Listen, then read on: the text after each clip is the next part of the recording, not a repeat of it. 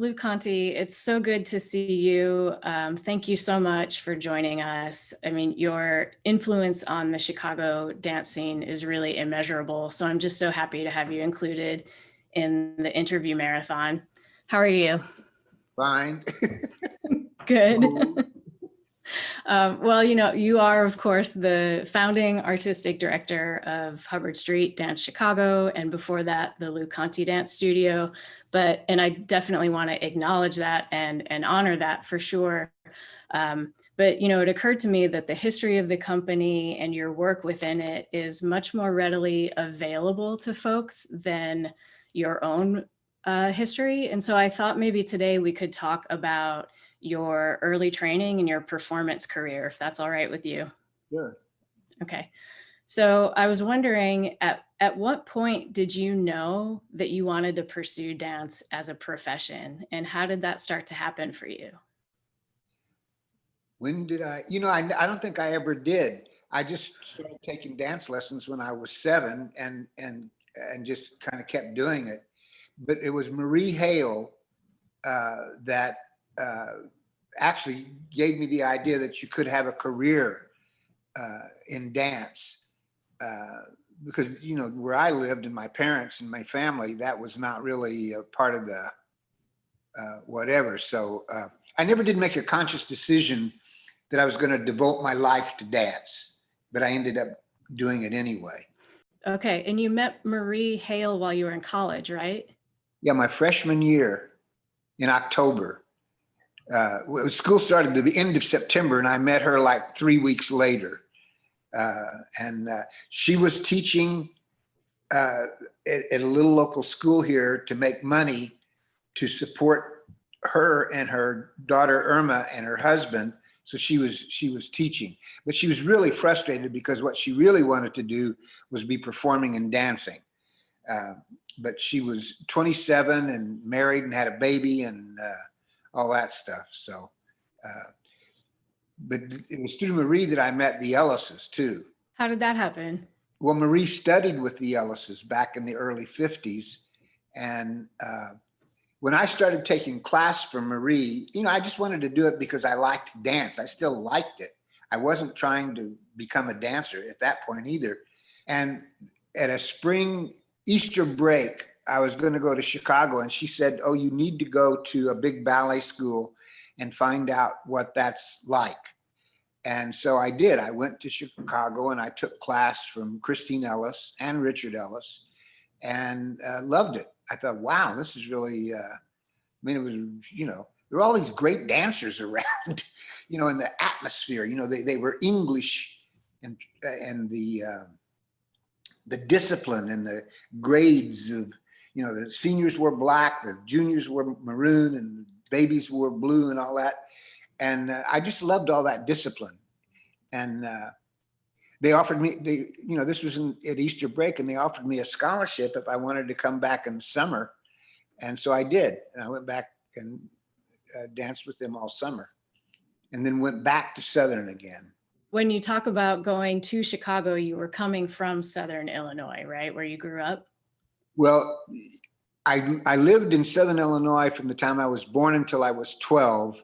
And then my dad, who was a coal miner, got a job up in Central Illinois. And so we moved to Taylorville. And I was in Taylorville from the time I was 12 until I was 18. And then I came back to Southern Illinois to go to SIU, Southern Illinois University, to become a zoologist, which I never did. Thanks to Marie Hale. Yep. It was funny. She said, what are you doing? She said, but she was a real bohemian artist type person. And as was her husband, Ruben. But you talk about teachers and education. I learned so much from them. I remember Ruben was an abstract painter, and he had all these paintings of these globs of paint. And I said, I don't really understand that. And he said, well, there's nothing to understand. He said, do you like the color? Do you like the shape of those blobs, as you call them? And he just demystified the whole thing. And it was a lesson that I took later about trying to demystify dance when people said, oh, I don't understand dance. And it's like, well, you like the music, you like how they're moving, that's it. There's nothing more to understand. But anyway, all that stuff made an impression on me. Yeah, I bet. And so and I know you kept in touch with Marie Hale, but you eventually left college to pursue dance more full time. Is that right? Well, Ruben got his job teaching in a college down at Palm Beach Junior College. And so after 1 year, they moved to Palm Beach, and all that second year, Marie wrote me constantly saying, oh, you've got to come down here and study with Joanna Nealand, and great school and all that kind of stuff. And I had missed going to Chicago and pursuing that. And it was back in my head, I thought, God, I really would like to do this. So I quit college and I thought I'll go away for a year. Went to Florida, stayed down there for a year and studied with Joanna Nealand. Marie was teaching there, but Joanna Nealand was my principal teacher down there. And if I recall correctly, shortly after that, you went to New York. I was in Palm Beach for 1 year, which again was so full of so much stuff. The Nealands gave me a scholarship. They gave me a free place to live. There was a man named Frank Hale, no relation to Marie Hale.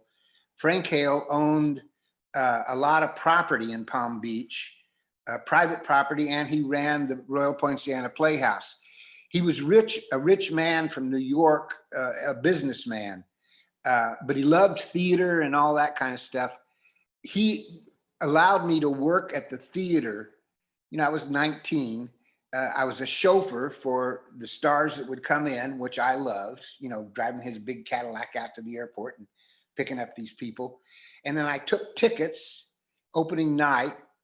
They had a season of stock, not summer stock. This was like fancy, whatever. And they did, I think, 9 shows that season. All these different, not movie stars, but television stars. And again, just the chemistry of all these people working and seeing how they functioned and everything was just great. And at the end of that season, Frank Hale hired or commissioned, or whatever you call it, ballet theater to do a performance at the Royal Poinciana Playhouse. And the theater was not big enough. The stage was not really big enough for a ballet company, but they sort of did a condensed program on it. And there were 4 guys from ballet theater and a couple of the women, and then their local star, Claudia Cravey, that they wanted to showcase. And they let me join the 4 guys in, I don't know, a couple of the things or whatever. And so I met these boys young men from ballet theater, and I had a perception of what ballet dancers were like, and it was all wrong. They were very down to earth. And this one guy named Joey Carreau, after the performances were over, he stayed in Palm Beach, and we hung out together. And he convinced me. He said, well, he said, things are going well for you down here, but he said, it's time you go to New York and see really what is going on. So after a year in Palm Beach, and I was not getting along with the Nealands, by the way. So I went to New York, and because of all of the people I had met in Palm Beach that year, people would say, well, if you come to New York, call me. And so I did. and I'm not sure. I had very little money, but Mr. Hale and Joanna Nealand came to New York at the same time that I was there, not together, but at the same time. And they called me and wanted to take me to dinner. And again, Mr. Hale was so nice, and he asked me what I was doing and how things were going and all that. And then he said, now you got to start seeing some of these Broadway shows. And I remember him, he looked like David Merrick, very distinguished, little black mustaches, slick black hair, and these pristine suits and everything. He said, you got to see what these people are doing. So he arranged um, tickets for three big Broadway shows in 1 week. And I saw How to Succeed. The next night I went across the street and saw Little Me and Oliver. And, you know, and believe me, I would have never been able to afford to see those Broadway shows. So that was a big deal that Frank Hale encouraged me to and allowed me to do that. And so help me put this in chronological order. How long between seeing How to Succeed on Broadway while you were in New York and then being in it yourself? 1 year. That's it? Wow. Well, okay, here's the story. I saw Succeed in the spring of 1963 when Mr. Hale got the tickets for me. I got the job at Melody Top. That's for that summer. I was doing the hits of Broadway at the Del Prado Hotel in Chicago, and the national touring company of Succeed came to Chicago after having been out on the road for about 9 months or something, and they were going to settle into Chicago for a long run. That's what the plan was, and so and that was in the show came in like in October, November, and a lot of the chorus people, a lot of the ensemble people had been out on the road for a year, and they were going to leave. And so they hired several of us local people from Chicago to go into the company. So it was less than a year after I saw Succeed in New York that I had seen all these shows at the Shubert Theater. And I think I've said this to you before too, because it was one of your first shows that you saw was The Music Man. And when I went into the Shubert Theater, it had a smell, not a bad smell, but I think it was the cleaning fluids they used or something. And they were still using it. It was such a familiar smell. And seeing The Music Man and seeing, it was like being on drugs to me, sitting in the mezzanine and watching live people with color and music and all this stuff. It was huge. I mean, I absolutely loved it. So the Shubert Theater was a very important venue for me to see so many different things and perform in. I did cabaret there too. So yeah, the Shubert Theater was a big deal. I am curious. So what were you doing? I know you shared a bill with the Three Stooges, which I think the fact that they were also live performers is probably often overlooked. But what were you doing on that show, first of all? Well, I was working for Bob Simpson at the Condado Beach Hotel, and all of the big hotels had shows, nightclub shows. And the Stooges were playing at the Caribe Hilton, you know, down the road a little bit in a completely different show. I mean, I wasn't in the show with them, but then this producer or some local guy decided to do a benefit performance for underprivileged kids and adults that couldn't really afford to go to the theater. So he built a big stage out on the baseball diamond, the local baseball field, and they had this. They had these performances. So the Stooges were in that, and then I danced. I did one of the numbers with my partner at the time, Joni Falar. We did the Slaughter on 10th Avenue Ballet from our show out there. And again, these guys, the Stooges, were so down to earth and friendly and nice, and they came over to our apartment, and they were like people, like regular people. So yeah, it was great being with them. And you talked about kind of having choreography in your back pocket for those shows with Bob Simpson. Was that when you first started to make dances of your own? Not consciously. I mean, I was just doing it. I wasn't thinking, oh, I'm going to be a choreographer. I did it out of need, I guess, mostly. Again, I'm telling you, Jenai, I never made a conscious decision to do anything. It's just like, oh, okay, I'll do that. It sounds like a lot of opportunities were coming your way. Yeah, and I don't mean it flippantly. I just mean that it wasn't like because I know I've heard so many people say, "Oh, if I can't dance, if I can't do this, I'll die." And I thought I never felt that way.